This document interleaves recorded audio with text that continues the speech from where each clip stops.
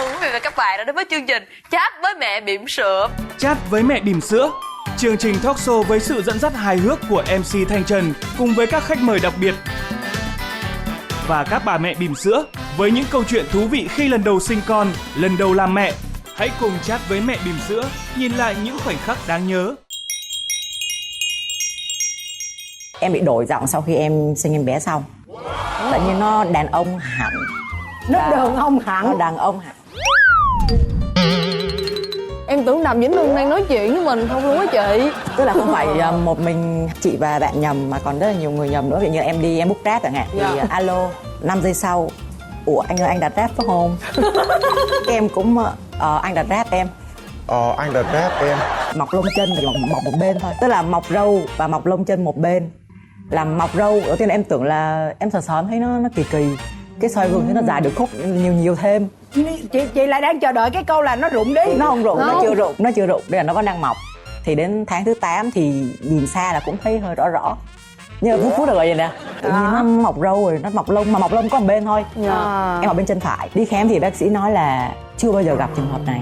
Người ta kêu là có thể là em bị rối loạn nội tiết hay gì đó. Thì có cái hormone thì lại là như là hormone nam nó mạnh hơn, cái thành ra nó hormone nữ nó bị chìm xuống. Lúc đó là có bầu khoảng là 6 tháng rồi đó. Có cái ông hàng xóm đó, bữa đó vợ chồng em mới vừa dậy về dựng xe đó, đầu xỉn đâu không biết nữa, chạy ra đạp ngã chiếc xe chồng em thì đang dựng gì, đạp ngã chiếc xe luôn. Trời ơi, em đây em đang ghim trong lòng lâu quá, em vác cây ra em quýnh em trượt. Khi mà con mèo á mà bị dồn nó chân tường á thì nó cũng sẽ thành con hổ. Còn chị là không, chị là con hổ sẵn rồi. Em chỉ có thèm trà sữa với ớt. Trà sữa với ớt. Trà sữa là em thèm tới mức mà một ngày em uống 3 ly mà em vẫn còn thèm. Em thèm tới mức mà không có trà sữa là người em nó y như lên cơn xì ke á chị. Cảm giác giống như là nước ối của mình cũng bị trà sữa đúng không? Rồi con mình là chơi đá banh với mấy cục chân trâu đúng không chị? Đúng rồi em. Xong rồi còn em thèm ớt. Đó là giờ nước miếng nó tứa ra đâu nè chị. Em thèm lắm đến nỗi mà em ăn một tô mì Quảng mà em ăn 10 trái ớt. Tối ngủ mà nằm mơ thấy mình uống một ly sinh tố ớt mà bự vậy nè, hút một hơi hết ly luôn. Em lạc vô trong một vườn ớt mà em đê mê ở trong đó, em muốn em ngủ luôn trong đó không mừng tỉnh dậy luôn á. Tối hôm trước chia tay thì sáng ngày hôm sau giống như là kiểu vật vã khóc lóc sau chia tay mà thất tình mà. Rồi em có cảm giác giống như là em bị bệnh, bị cảm rồi đó. Mà không biết là trời xui đất khiến như nào lại mua que về thử. Thật sự em cũng không tin là em có khả năng có thai luôn chị. Nghĩa là tới lúc mà em cầm cái que đó trong tay rồi, em đã thử đến 8 cái que buổi sáng đó rồi. Cái vạch nó rất là mờ, bản thân em cũng cảm thấy là em không có chắc chắn. Đúng rồi, sáng sớm 4-5 giờ gì đó chạy qua phòng con bé bạn ở chung nhà với em á, đập cửa ầm. Xong rồi dí cái que thử thai vào mặt nó. Kiểu hỏi xem là như thế này là như thế nào rồi sao trong cái tình trạng là rất là bấn loạn. Tự nhiên một ngày đẹp trời em buồn ngủ kinh khủng lắm chị. Em đi toilet em cũng ngủ. Em đang đứng chiên cá em cũng buồn ngủ. Em chết rồi, chẳng lẽ bị bệnh ung thư gì mà buồn ngủ dữ vậy? Ung thư mà buồn ngủ. Đúng rồi. Cũng mới nghe. Có cảm nhận gì không? Em mới lên mạng em search thì trong đó có một khả năng tình nghi là có thai là dễ buồn ngủ. Mang bầu thì chưa biết đâu. Đó vào ngày đầu tiên thì nghĩ là mình bị đau bao tử. Tại vì em thấy em mắc ói, cực kỳ mắc ói. Và em không thèm thịt, chỉ thèm rau thôi. Em mới lén lấy thuốc của mẹ em, là thuốc gia truyền đau bao tử mắc ói.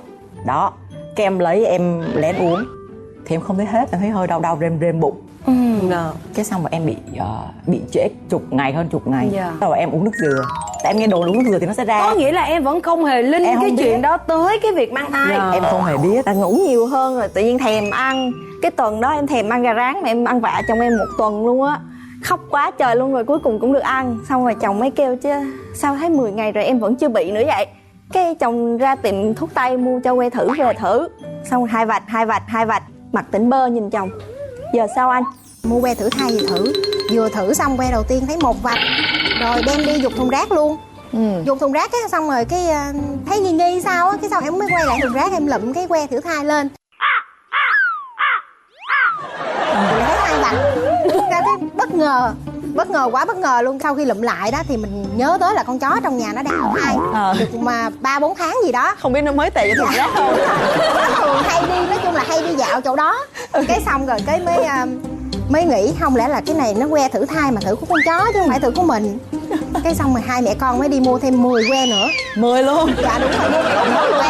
Dạ. Sau khi thử thử một lần là hết 10 que luôn thì phát hiện là 2 vạch nhưng mà mờ, nhưng mà mình cũng biết chắc là mình có thai rồi. Xong mới đem 10 que đó dán lên tờ lịch, đầu xong rồi chụp hình cái mấy cái que đó gửi cho chồng. Vậy người ta có bầu người ta có 2 vạch, còn em tới 20 vạch. Nhân lên. Dạ. Mà không hiểu sao có thể nghĩ trong đầu ấy là cái quan thai của con chó. Dính nước đá. Giống như người phụ nữ mang thai thì chó với người chắc nó cũng giống nhau, nó có cái chất gì trong người thành ra cái que nó mới lên 2 vạch.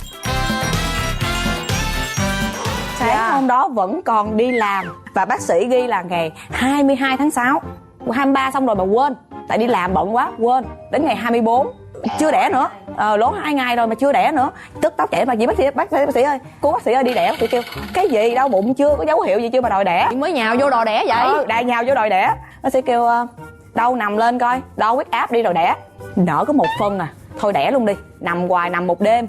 Không nở miếng nào hết á, mấy bà bầu khác nằm lăn qua lộn lại, mình bác cái bầu cầm thỏi đi vòng vòng cái chỗ sạc pin.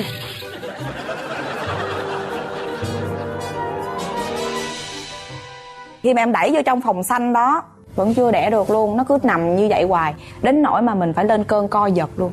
Mà bác sĩ lúc đó đã tiêm cái mũi gây tê tủy sống vô người mình rồi, đã bấm ối ở dưới luôn rồi, nước chảy ra luôn rồi, là coi như là khô ối trong đó luôn rồi, mà em bé lại lên cơn co giật, cái máy đo tim thai nó chạy tú như là báo hiệu nguy hiểm. Bác sĩ kêu chạy vô, chết rồi, ký giấy một, người nhà đâu, không có một ai hết, tại mẹ chưa vô. Dương ký được không, tỉnh táo, dạ ký được bác sĩ, đưa giấy đây ký. Sự là đi biển một mình. Dạ đúng rồi, vậy người ta nói là đàn ông đi biển có đôi, đàn bà đi biển mồ côi một mình. Sao em? Là bật dậy luôn. Dạ chị nghĩ cái viễn tưởng nha. Trời ơi, cái quần anh để đâu rồi, cái áo anh đâu rồi, cái bóp tiền đâu, sữa con em bỏ vô chưa, bình sữa em bỏ vô chưa. Còn một con nhỏ bình thản cầm cái tả đi xuống nhà vệ sinh, lấy cái bộ đầm đẹp nhất mặc vô, xong ra ngồi bàn trang điểm vẽ, tô cái mỏ đỏ, xịt nước hoa đầy mình, xong ra Mặc dù đã biết là vỡ ối rồi đó. Ủa người ta phải cấp tốc đi bệnh viện mà chị. Tại vì bạn chị nó kêu đẻ dễ lắm, vô rằng cái phọt cái nó ra thôi, xong ra cái vô xe nó nói em làm gì em đi đẻ mà em xịt nước hoa thấy ghê vậy. Vô trong phòng mổ mùi máu mà em xịt nước hoa cho thơm. Thì mẹ kêu là ra máu này là chắc là xanh rồi đó. Thì lúc đó là em cũng gọi báo cho chồng em luôn. Cái chồng em mới kêu chứ thôi được rồi, để anh lên xe về liền, từ từ đẻ, đợi anh về rồi đẻ nha. Trời ơi. Thì lúc đó em tháo cái nhẫn ở tay ra và em đưa cho chồng em á, chồng em đeo cái nhẫn nó lên trên cổ á. Cái lúc đó em không nói được một cái lời thì với chồng em chỉ cảm thấy là em sắp chết rồi. Giống trong phim quá à. Em Cái nhẫn anh đeo lên trên cổ luôn, trời, em vô trong đó em đẻ. Không, thật sự là chị là bị lờn. Người ta đang rất ngôn tình đó, đã xong đã chuyện hài ha. Chị bị lờn. Chuyện bi của người ta đó. Chuyện bi. Đây là chuyện bi mà. Vậy hả? Vậy thôi. Thì đó, thì lúc đó em chỉ cảm giác là nếu như mà ngày hôm nay mà em chết á thì cái nhẫn đó là cái duy nhất cái đứa bé mà em sinh ra nó biết về mẹ nó, chấm hết. Nên là chị biết không, cảm giác khó tả. Em đã bước đi sinh với một tâm thế như vậy. Và bạn A vỡ ối ngay tại hội trường của Đại học Kinh tế Luật trước 200 sinh viên. Wow. Mà chị mới bắt đầu giờ dậy. Và sau khi mà bạn A bước vào nhà vệ sinh vỡ ối một cái đùng, bạn A đi ra, cô chào mấy đứa, cô đi đẻ. Mình chờ sinh mổ á là một bản nhạc quen thuộc của Lệ Quyên vang lên. Bác là fan của Lệ Quyên. Ủa nhưng mà trong phòng mổ vẫn có thể mở nhạc Lệ Quyên được. Mở nhạc cho bác nghe để bác có tinh thần bác mổ đó. Lần đầu em đã nghe nhạc Lệ Quyên trong phòng mổ rồi, em cảm thấy cái thời gian mổ nó dài gấp đôi bình thường. Ôi rồi còn chị đâu em ơi, chỉ còn lại Vô trong phòng mổ mà mở cái bài đó thì mở bài đó thiệt luôn á. Mà cái nhạc ra diết như vậy nó không có giúp mình giảm đau. Này là lần thứ 2 rồi em quyết định điêu thử. Em hỏi là bác ơi, lần đầu con đã nhường bác nghe nhạc Lệ Quyên rồi, lần 2 này bác có thể nhường con nghe Hồ Ngọc Hà được không? Cái gì bốc lên cho đỡ đau được không? Thì bác sĩ gây tê tủy sống cho em mới nói là con nói nhỏ thôi nha, con có thể điêu nhưng mà cái việc mà kết quả ca sinh của con này sao thì bác không chịu trách nhiệm nha. Thế con đó Lệ Quyên ok rồi bác, Lệ Quyên ok. Trời thiệt luôn. Em mở mắt ra là lúc đó em vẫn còn đang trong phòng mổ mà em nghe cái gì mà xù màu gà đó. Đúng rồi, xù màu gà. Trời ơi, gì vậy, đi đẻ sao phát hiện bị xù màu gà, chết rồi. Xong cái cuối cùng mới biết là hai bác sĩ ngồi nói nhau, đúng rồi chị, xù màu gà đó, cái bà đó bị 75 tuổi bị xù màu gà cho em chữa nè. Có nghĩa là đang nói về chuyện khác mà tự em mở mắt nghe đúng khúc đó, nghe đúng là xù màu gà. Nói ôi đi đẻ mới phát hiện bị xù màu gà, chết rồi, sao rồi, cho sao. Em đã hồi tỉnh trong một trạng thái bấn loạn. Em nói thôi luôn á chị. Nghe tiếng con em khóc thôi là em y như là cái máu điên trong người em nó trỗi vậy á. Căng thẳng hả? Dạ đúng rồi, em đánh nó. Trời, đánh luôn. Mà hồi đó là tính ra có mẹ em cũng đỡ, nhiều khi em đánh nó mà em muốn đá nó văng vô trong tường luôn á. Xong rồi em đi ra ngoài em đóng cửa lại, em nói là mẹ ơi mẹ vô mẹ ôm con bé giùm con đi, không con đá nó một phát vô tường nó chết luôn á. Hồi đó em cho con em nằm trong cái nôi á, cứ mở mắt ra là thấy một người đàn ông đứng ngay cái nôi á, đứng ngay cái đầu nôi đó, rồi bắt đầu là nghe tiếng bước đi. Cứ tối ngủ là nghe tiếng bước đi ngoài hành lang á, sau rồi bắt đầu kêu tên Nhung ơi, Nhung ơi, Nhung ơi. Cái em hỏi mẹ ơi sao mẹ kêu con hoài, mẹ kêu trong tháng cử là không có kêu tên. Giai đoạn đó là vừa stress tiếng khóc của con nè, vừa như vậy nữa thì không dám ngủ một mình, kêu mẹ qua ngủ chung thì mình sợ ảnh hưởng tới giấc ngủ của mẹ, nhưng mà thật sự lúc đó rất là sợ luôn. Dạ, lúc mà đẻ được một ngày thì em bé được đi tiêm. Sau cái mũi tiêm đó khoảng nửa ngày thì em bé bị sốc thuốc. Con em lúc sinh ra bị sinh non chỉ có 2,5 kg à, em bé nhỏ xíu à. Nên là người ta chích vô em bé chịu không nổi. Cái sau đó con em được chuyển qua khoa hồi sức cấp cứu. Thì người ta truyền nước biển mà em cũng không biết tại sao lại phải truyền nước biển. Sau đó người ta đưa con lại cho em thì con em tự nhiên cứng ngắc. Sau đó là người nó chuyển sang màu tím đen giống như trái mồng tơi á chị. Rồi con em không thở được, hai mắt nó lồi ra, rồi cái lưỡi nó xanh lè luôn. Lúc đó em hoảng quá, thế là em mới hét lên, em gọi bác sĩ. Thì lúc đó bác sĩ chưa kịp ra khỏi phòng. Cấp cứu khoảng 30 phút thì em bé hồi lại. Sau đó là người ta chuyển viện liền, không dám giữ, nên là chuyển lên tuyến trên. Nhưng mà lại không cho em đi theo. Nhà em mới năn nỉ bác sĩ cho mẹ đi theo em bé. Thì xuống con em vô bên khoa hồi sức của khoa nhi, cấp cứu khoảng hơn nửa tiếng nữa thì em bé tỉnh và hồng lại. Cái lúc mà em được gặp con á, thì bé nó đói quá, nó chụp lấy ngực mẹ nó bú liền. Mà lúc đó em vẫn chưa có sữa, thế là em lại ngồi em khóc.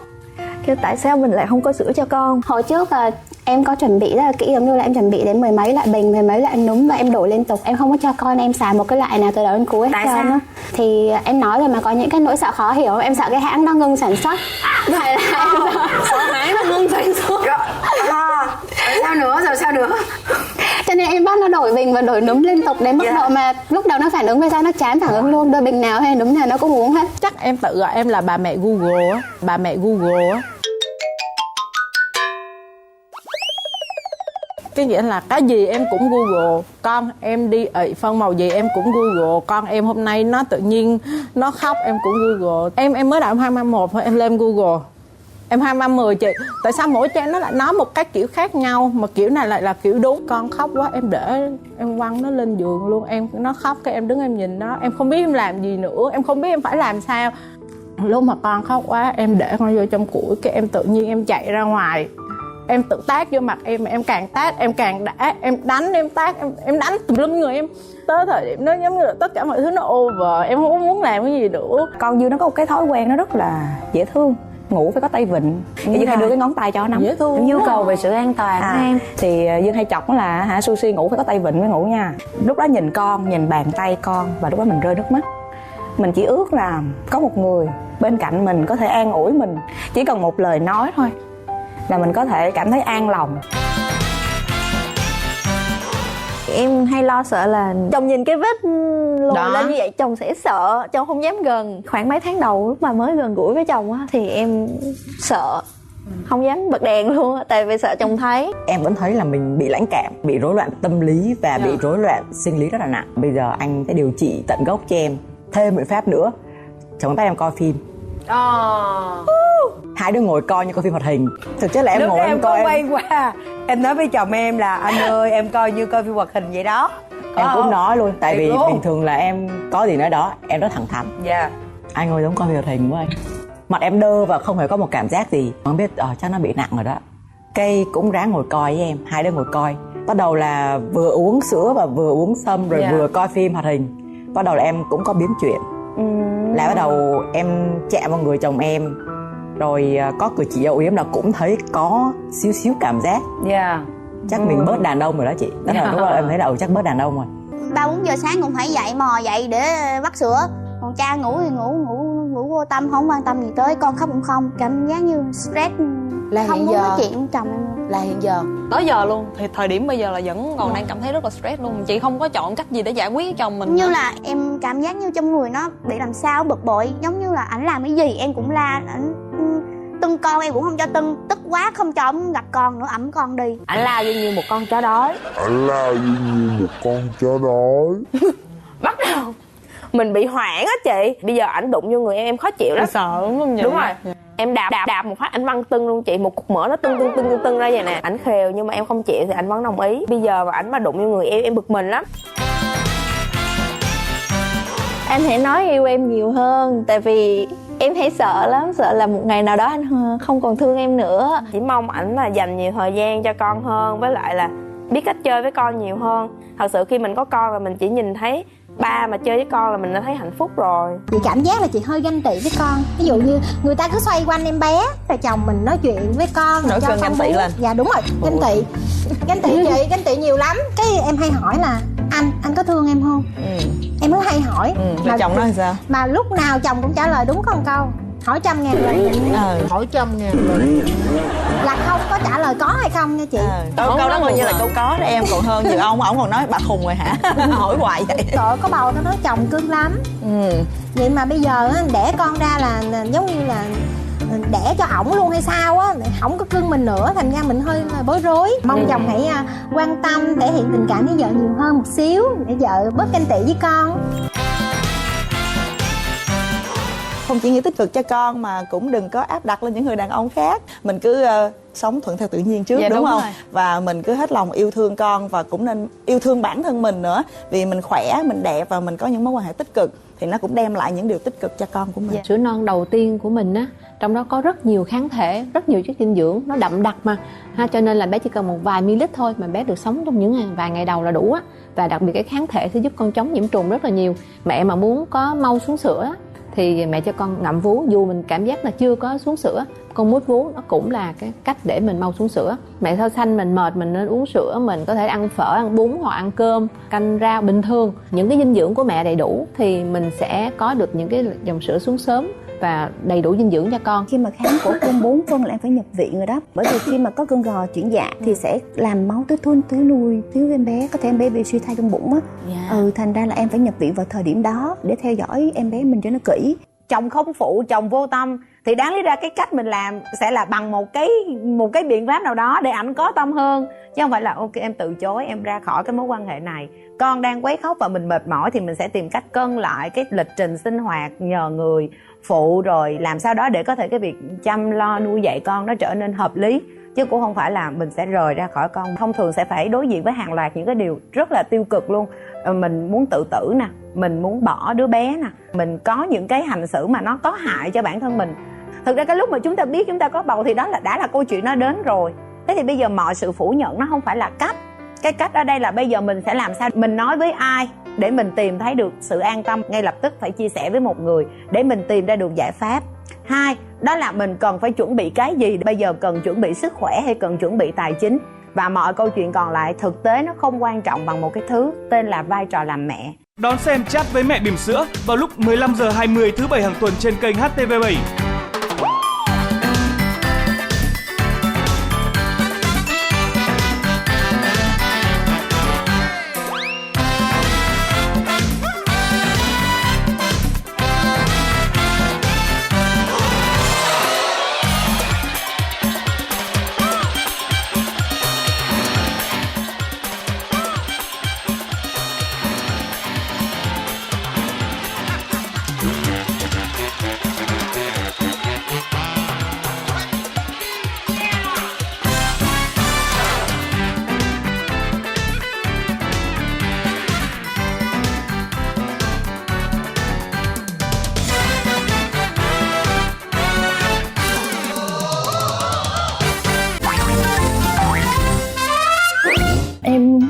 ảnh chuyện cân nặng lắm. Hiện tại là em hơn số cân cũ 20kg. Em có bầu được 8 tháng thì em bị sốt xuất huyết, em phải nhập viện truyền thuốc này kia, thì em cũng sợ ảnh hưởng đến bé, đau kinh khủng, té em lăn xuống đất luôn. Em dặn nhanh không thôi con em sẽ ngợp. Đẻ rồi hả? Khâu chưa? Bác sĩ đang khâu. Anh sợ nhiều khi em vô em để em livestream. Chat với mẹ bỉm sữa tập 21 sẽ được phát sóng vào lúc 15 giờ thứ 7 ngày 16 tháng 2 năm 2019 trên kênh HTV7.